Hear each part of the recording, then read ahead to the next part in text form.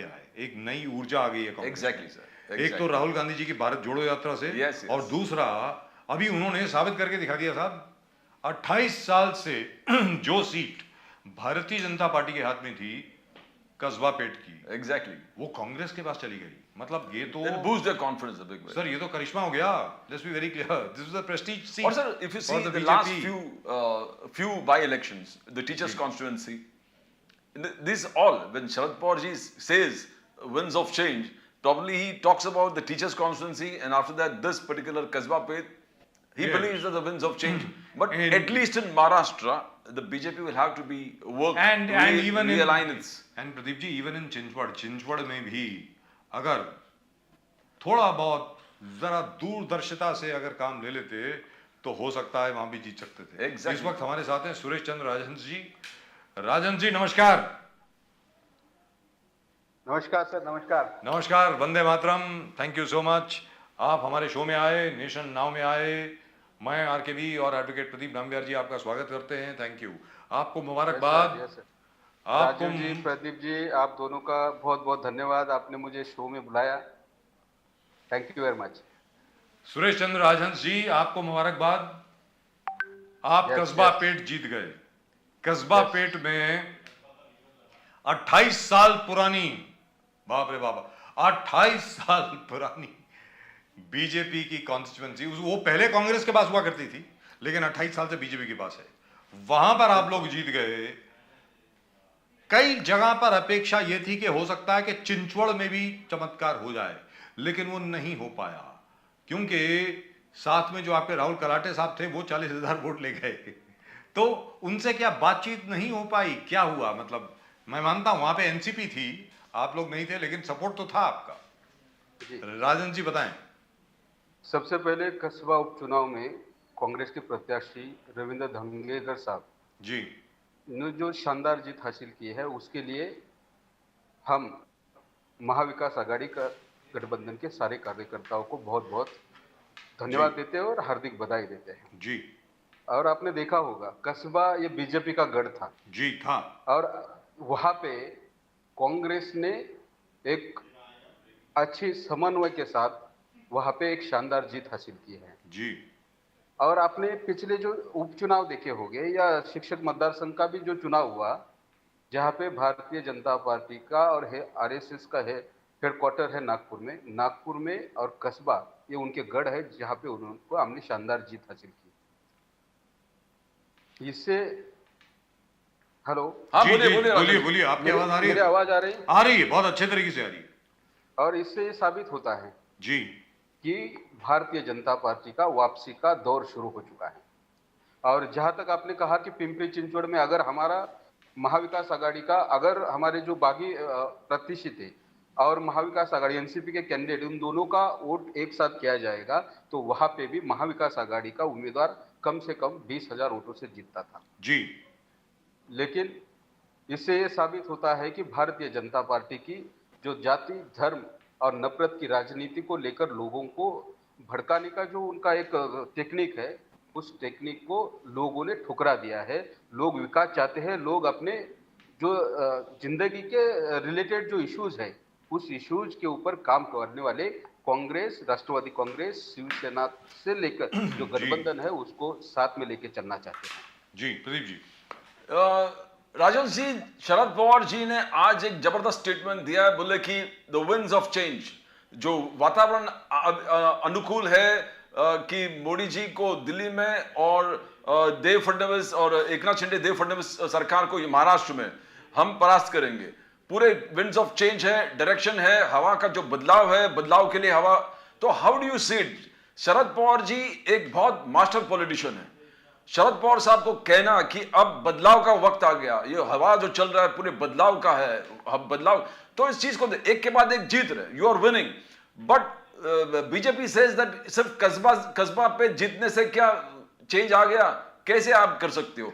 MVA एक साथ। हाँ, आप सर जी एक बात ध्यान से देखिए, कोल्हापुर में जो पोर्ट बाई इलेक्शन हुए, हाँ, देगलूर बिलोली में जो बाई इलेक्शन हुए, बिल्कुल, और अभी के जो शिक्षक मतदार संघ में जो इलेक्शन हुए, सारे इलेक्शन जो है महाविकास आघाड़ी गठबंधन बहुत भारी वोटों से और शानदार तरीके से जीत चुकी है। और ये मैंने इससे पहले भी आपको कहा कि ये भारतीय जनता पार्टी और शिंदे गुट की वापसी का दौर शुरू हो चुका है। जी। लोगों को आप विकास के मुद्दे को लेकर इनके पास बात करने के लिए कुछ नहीं है। ये लोग धर्म, जाति और जो जुमले होते हैं, वो जुमले को लेकर अभी इनके जुमले लोग समझ चुके हैं।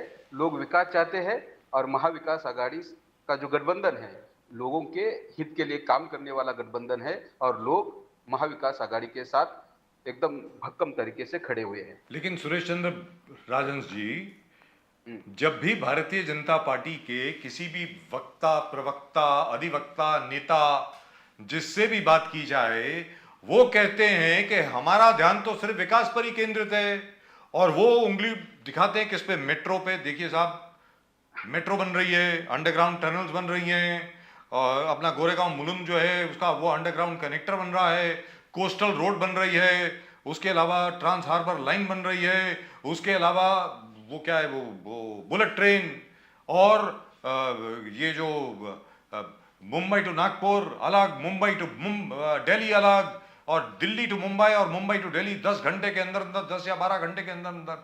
वो कहते हैं कि ये देखिए, ये भी विकास है, सबसे बड़ा विकास तो ये है। तो आप ये कैसे कह रहे हैं कि वो विकास की बात नहीं कर रहे हैं? आप जिन विकास की बात कर रहे हैं, जी सुन रहे हैं, आप जिस विकास की बात कर रहे हैं, जी। ये आपने जो भी अभी जो योजनाएं चल रही है, जी। ये सारी योजनाएं महाविकास आघाड़ी सरकार और कांग्रेस एनसीपी के कार्यकाल में की गई। जिस मेट्रो की आप बात कर रहे हैं, वो मेट्रो का जो निर्माण है या मेट्रो की जो संकल्पना है, कांग्रेस, राष्ट्रवादी कांग्रेस की सरकार की है। और ये सरकार तो अभी आई है, और जिन कांग्रेस और राष्ट्रवादी कांग्रेस ने जो नींव रखी थी, विकास की जो नींव रखी थी, विकास के जो फाउंडेशन रखे थे, जो काम आगे लेके जाने की कोशिश कर रहे थे, ये अनैतिक पद्धति से ये सरकार सत्ता में आई, और वो केवल उद्घाटन करने का या हमने जो बनाया था उसके ऊपर ही आगे लेके जाने का काम कर रहे हैं। और आपको एक बात बताना चाहता हूं जी। भारतीय जनता पार्टी के उनके नेता, देश के प्रधानमंत्री नरेंद्र मोदी जी ने 2014 का जो इलेक्शन हुआ था जी। उस इलेक्शन में इस देश के मुंबई में रहने वाले और महाराष्ट्र में रहने वाले युवाओं को साल में 2 करोड़ रोजगार देने का वादा किया था। जी। आज मुंबई का और महाराष्ट्र का ये युवा मोदी जी और यहाँ के चंद्रशेखर बावनकुळे, देवेंद्र फडणवीस और आशीष शेलार से पूछता है कि भाई साहब, आप हमें जवाब दो, हमारा रोजगार कहाँ गया? यहाँ का झोपड़पट्टी में रहने वाला गरीब इंसान पूछता है कि मोदी जी, आपने 15 लाख रुपए देने की बात की है, हमारे 15 लाख कहाँ गए? समझ रहे हैं? तो लोग इनके जुमले से अभी बाज है, और आने वाली है महानगर पालिका का जो चुनाव है और महाराष्ट्र के जो होने वाले इलेक्शन है जी। इनको ये उनके रास्ते पे, उनके ठिकाने जरूर पहुंचाएगी। लेकिन राजन जी, ये बताएं कि बीएमसी का चुनाव होने कब वाला है? क्योंकि यहां तो आसार दिख नहीं रहे हैं कि मतलब 1 साल से ऊपर हो गया है, और नवी मुंबई का इलेक्शन तो तकरीबन 4 साल से नहीं हुआ है। तो देखो, ये लोग ना कितना दिन भाग सकते हैं, भागने दो उनको जी।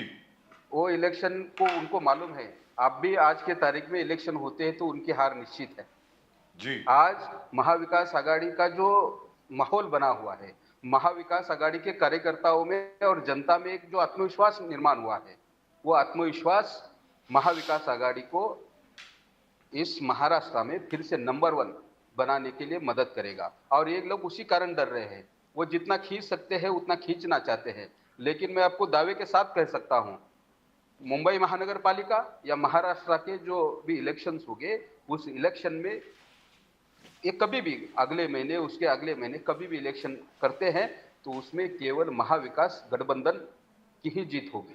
राजन जी, जिस प्रकार से देखते हो, अभी मुझे लगता है कि बीएमसी, हमको लगता है कि बीएमसी इलेक्शन कभी टिके, बिकॉज बीजेपी ने अभी आशीर्वाद यात्रा, एकनाथ शिंदे जी गुट के साथ, शिवसेना के साथ आशीर्वाद यात्रा मुंबई में शुरू कर दिया है। वहां ओवैसी जी के लोग बैठे हैं धरने पे कि आपने औरंगाबाद को संभाजी नगर कैसे बना दिया है। तो आपके भी कांग्रेस के स्पोक्समैन पहले भी आए थे, तो क्या आम ओवैसी गुट से कांग्रेस का कोई समझौता होगा? बिकॉज मुस्लिम वोट एक बहुत एसेंशियल कंपोनेंट है कांग्रेस के लिए और एनसीपी के लिए। अगर ये मुस्लिम वोट सेपरेट होके एआईएम ओवैसी गुट सेपरेट करता है तो it is a loss for Mahavikas Aghadi. तो क्या आप उनको साथ में रखेंगे? AIMIM ओवैसी गुट को साथ में रखेंगे? बिकॉज मुसलमान वोट का बंटना, जिस प्रकार से उन्होंने आंदोलन पर बैठे हैं, औरंगाबाद का रीनेमिंग बोले गलत हो गया, औरंगजेब के फोटो लेके धरने पे बैठे हैं, तो क्या ये डिविजन पॉलिटिक्स नहीं है? और क्या कांग्रेस को इधर लॉस होने वाला है इसमें? सबसे पहले आपने कहा कि आज ये आशीर्वाद यात्रा की आप बात कर रहे हैं, यस यस यस। लेकिन मैं आपको बताना चाहता हूं कि 1.5 साल पहले ही कांग्रेस ने माजी कांग्रेस के माध्यम से मुंबई में महानगर पालिका के इलेक्शन की तैयारी कर चुकी है। ओके।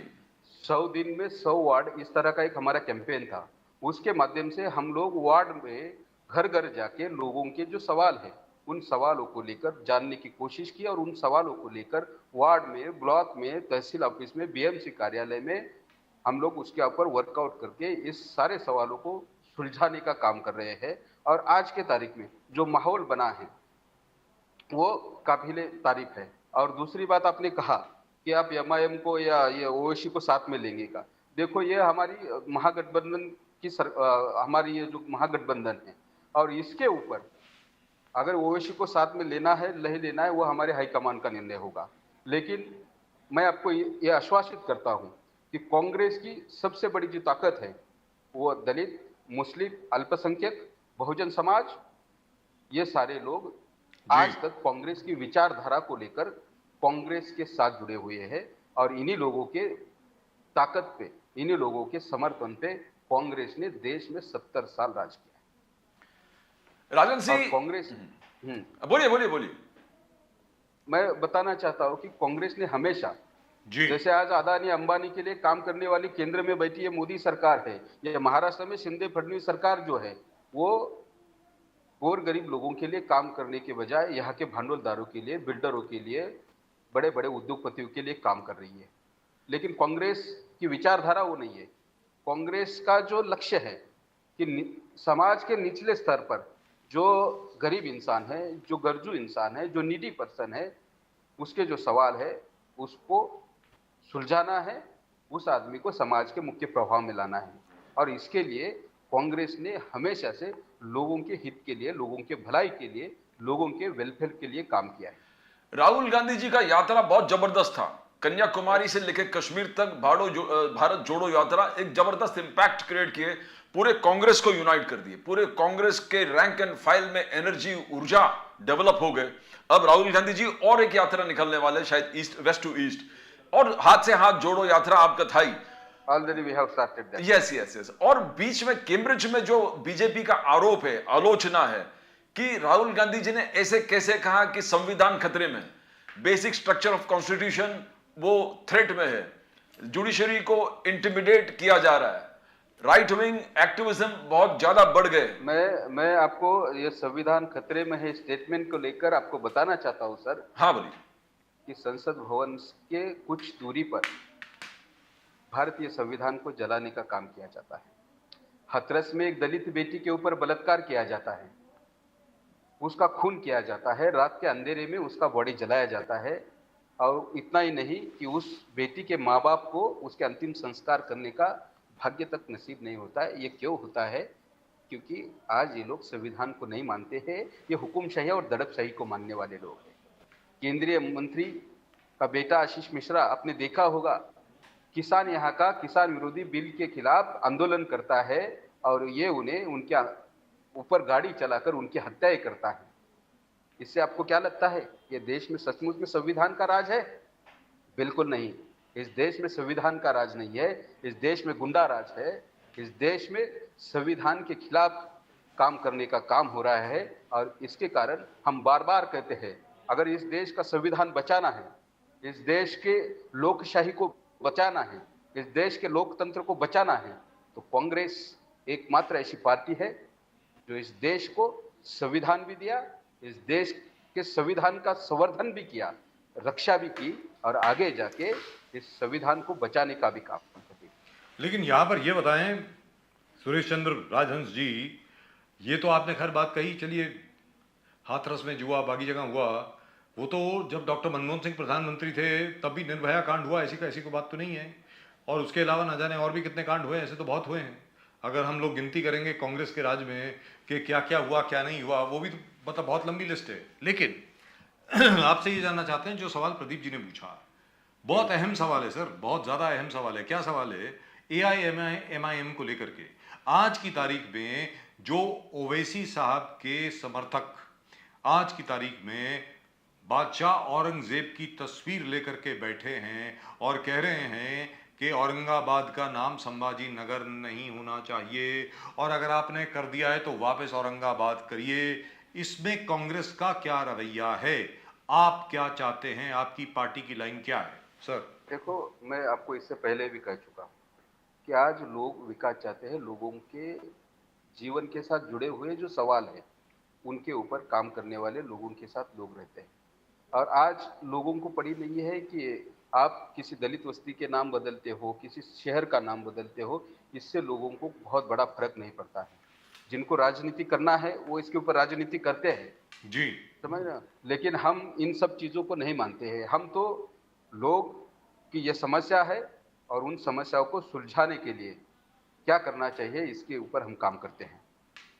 जी तो राजन जी, एमआईएम को साथ में लेने की मैंने इससे पहले भी आपको कहा है। जी जी एमआईएम को साथ में लेना ये हमारे हाईकमान का निर्णय होगा। हम Correct. तो ग्रास रूट लेवल पे लोगों के लिए जी। काम करने वाले लोग हैं।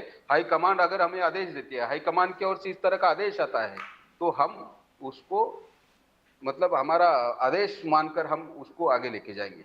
लेकिन राजन जी, एक सवाल आपसे, इसके पहले कि प्रदीप जी अपना सवाल पूछे हैं, ये क्योंकि आपने कहा कि आप जो हैं उन लोगों का काम कर रहे हैं, ग्रास रूट्स का काम कर रहे हैं, सड़क के लोगों का काम कर रहे हैं, झोपड़पट्टी वासियों का काम कर रहे हैं, तो सुरेश चंद्र राजहंस जी ये बताइए, महाराष्ट्र स्टेट इलेक्ट्रिसिटी बोर्ड और अन्य electricity distribution companies including Adani, सब लोगों ने MERC में एक प्रस्ताव भेजा था, जो प्रस्ताव तकरीबन स्वीकार हो गया है, प्रेस रिलीज भी आ गया है उसका, कि मुंबई शहर में और बाकी महाराष्ट्र में 37% बिजली के बिल बढ़ने वाले हैं।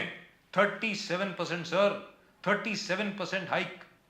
इसके ऊपर कांग्रेस कब सड़क पे आ रही है लोगों की बात सामने रखने के लिए? बिजली के बिल वैसे ही इतने ज्यादा हैं। ये तो लोगों का इशू है ना सर, ये लोगों का विषय है।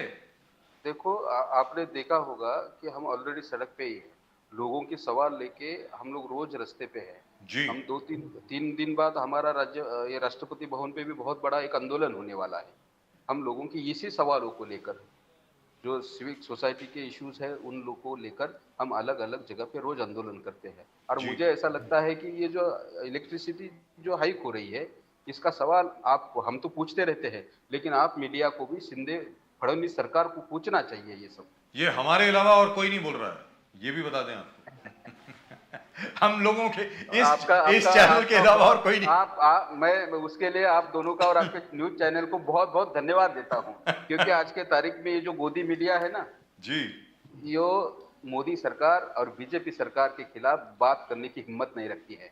इसलिए मैं आपको बहुत बहुत अप्रिशिएट करता हूँ प्रदीप कि जी। आप शिंदे फडणवीस सरकार का जो जनहित विरोधी जो निर्णय आ रहा है उसके खिलाफ आप आवाज उठा रहे हैं, लोगों को इसके बारे में अवेयर कर रहे हैं। इसके लिए बहुत बहुत धन्यवाद आपका। Rajan ji, BJP is only focusing on development. बोले डेवलपमेंट किया, और हमने देखा कस्बा पेट में इस चीज को रिजेक्ट कर दिया। बोले आप डेवलपमेंट करो बट वोट जिसको डालें तो MVF वहां पर। ये डेवलपमेंट प्लान, आम आदमी पार्टी ये प्लान लेके सबके घर घर जा रहे हैं, जैसे आप जा रहे हैं कि हम 200 यूनिट आपको फ्री दे रहे हैं, हम ट्रांसपोर्टेशन में महिला को फैसिलिटीज देंगे, हम एजुकेशन का पूरा ट्रांसफॉर्मेशन करेंगे, हम क्या डेवलपमेंट ऑफ हॉस्पिटलाइजेशन और हॉस्पिटल्स को डेवलप करेंगे और मेडिकल इंश्योरेंस करेंगे। तो इसको आप चैलेंज, बिकॉज दोनों का एजेंडा बहुत सेम होता है, बहुत कम। और जहां भी हमने देखा है कि मैक्सिमम आम आदमी पार्टी जहां बढ़े हैं वो कांग्रेस को नुकसान पहुंचाया है। तो क्या आपके पास कुछ प्लान है जो कि आम आदमी पार्टी को कंटेन करे? बिकॉज ऐसे लुभाना लोगों को कि अभी बीजेपी की ये सरकार, जैसे बजाज साहब ने कहा 37% इंक्रीज इन इलेक्ट्रिसिटी, और उसी रेट में 0 to 200 यूनिट आम आदमी पार्टी बोल रहे हम फ्री देंगे आपको, और घर घर जाके उनको बोल रहे हैं, उनसे साइन ले रहे हैं कि हम विरोध करेंगे MERC में वगैरह वगैरह। तो आप इसका मुकाबला कैसे करेंगे? बिकॉज द ग्रोथ ऑफ आम आदमी party will always put Congress को तकलीफ में डालती है कि कांग्रेस का वोट शेयर गिर जाता है। कैसे आप आपने उत्तर प्रदेश अभी जो इलेक्शन हुआ वहां पे जी वहां पे अरविंद केजरीवाल साहब ने ना कोरे कागज पे लिख के दे रहे थे कि यहाँ पे हमारा मुख्यमंत्री बना, मैं इतना ये दे रहा हूँ, इतना ये दे रहा हूँ। तो ये एक जुमलेबाज। और दिल्ली महानगर पालिका में आपने क्या हुआ आपने देखा है, वहां पे भी इसी तरह बहुत सारे इश्यूज उन्होंने लिख के दिए थे। जी और आपने कहा कि BJP only talking about development development development. और आपने सही कहा कि बीजेपी केवल डेवलपमेंट के लिए बातें करती है, लेकिन डेवलपमेंट के लिए काम नहीं करती है। वो केवल बात करते हैं। डेवलपमेंट के लिए काम करने वाली केवल कांग्रेस पार्टी है। और पिछले 70 साल में पूरे देश ने देखा है, और कांग्रेस ने पिछले 70 साल में जो निर्माण किया वो बेचने का काम बीजेपी और मोदी सरकार कर रही है। ये भी आपने देखा है। और कस्बा में आपने देखा होगा कि इन्होंने बहुत सारी ताकत लगाई थी। ये सारे लोग मुख्यमंत्री से लेके डिप्टी सीएम से लेकर सारे जितने भी मिनिस्टर्स हैं, एक एक वार्ड में जाके वहां पे तंबू ठोक के बैठे थे। लेकिन लोगों ने उनको ये इसके लिए बिल्कुल सहमति नहीं थी। लोग चाहते थे कि ये लोग डेवलपमेंट के लिए काम नहीं कर रहे हैं, लोगों के खिलाफ काम कर रहे हैं, समाज में तेढ़ निर्माण कर रहे हैं। इसीलिए वहां पे 28 साल बाद, जहां पे उनको बिल्कुल भी लगा नहीं था कि यहाँ पे हमारी हार होगी, लेकिन कांग्रेस को और हमारे नेता नाना भाऊ पटोले जी जो दबंग नेता है, जो लोगों के बीच में जाके काम करना, उन्होंने पहले दिन से कहा था कि कस्बा की जो जीत ये हमारी शानदार जीत होगी। पहले दिन से बोल रहे थे, और वहां पे लोगों ने हमें समर्थन दिया और हम जीत गए। जी बट हाउ राजन जी, आपने ये प्लान नहीं किया कि आम आदमी को कैसे कंटेन करेंगे? बिकॉज ये एक बहुत बड़ा देखो मुद्दा। देखो देखो देखो देखो मुंबई महानगर पालिका या महाराष्ट्र में आम आदमी का कोई स्थान नहीं है। ये जैसे आपने बीच में कहा था ना, मतलब इतना अदर राज्यों में भी अलग अलग जगह पे इलेक्शन हुए, वहां पे भी बोल रहे थे कि यहाँ पे आपकी सरकार आई, एक कैंडिडेट नहीं आ पाया। तो उस तरह से मुंबई में आम आदमी पार्टी का कोई आह्वान नहीं है। हाँ, यहाँ पे असली लड़ाई शिंदे फडणवीस और महाविकास आघाड़ी गठबंधन की ही होगी। राइट और केजरीवाल जी आके उद्धव जी से मिले और सब एक वातावरण सा बन गया, तो इसको कैसे देखते हो? क्या अगर अगर महाविकास आघाड़ी में केजरीवाल जी को भी स्थान मिलेगा? नहीं, ये तो हाईकमान का डिसीजन है बस। राइट सुरेश चंद्र राजन जी, बहुत बहुत शुक्रिया आपका हमारे साथ जुड़ने के लिए, खुल के बात करने के लिए, सच्चाई से बात करने के लिए, अपनी बात सामने रखने के लिए आपका बहुत बहुत धन्यवाद। नमस्कार। धन्यवाद धन्यवाद, थैंक यू सर। नमस्कार नमस्कार, वंदे मातरम, थैंक यू। जय महाराष्ट्र। जय महाराष्ट्र, जय हिंद, जय Maharashtra, wonderful. That I think the Congress is being some